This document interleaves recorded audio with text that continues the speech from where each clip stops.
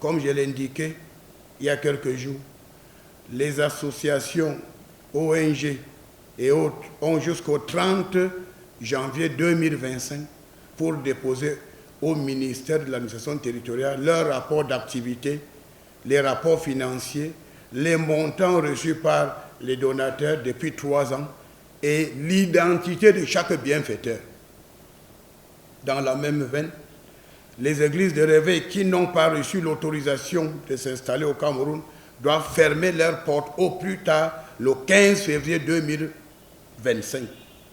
Si l'autorité administrative se voit obligée de fermer une église illégale, les promoteurs seront interpellés et traduits devant les instances judiciaires compétentes. Je tiens à rappeler que seul le président de la République accorde l'autorisation aux églises à travers un décret présidentiel. La mauvaise pratique qui consiste à ouvrir les églises en attendant le décret présidentiel n'est pas prévue par nos textes. Nous allons y mettre un terme. La situation des églises de réveil est plus grave aujourd'hui, avec le comportement déviant des pasteurs véreux qui sont des criminels, qui perturbent la quiétude des populations, brisent les foyers avec des mensonges et les manipulations et l'escroquerie. Seul Jésus-Christ, le Fils de Dieu, est capable de faire des miracles.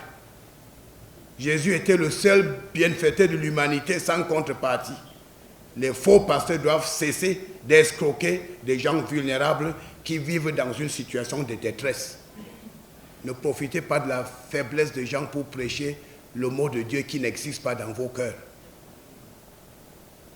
Pour ceux qui ne connaissent pas l'histoire du Cameroun, de 1960 à 1982, il faudrait peut-être le rappeler.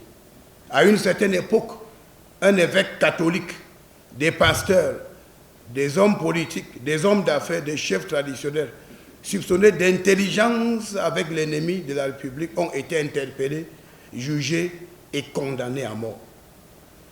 Lorsque vous vivez dans le Cameroun de 1982 à 1924, l'ère de renouveau, pays de liberté voulu par le président Paul Biya, il faut dire merci à Dieu et savoir faire bon usage de l'ouverture démocratique voulue par le chef de l'État.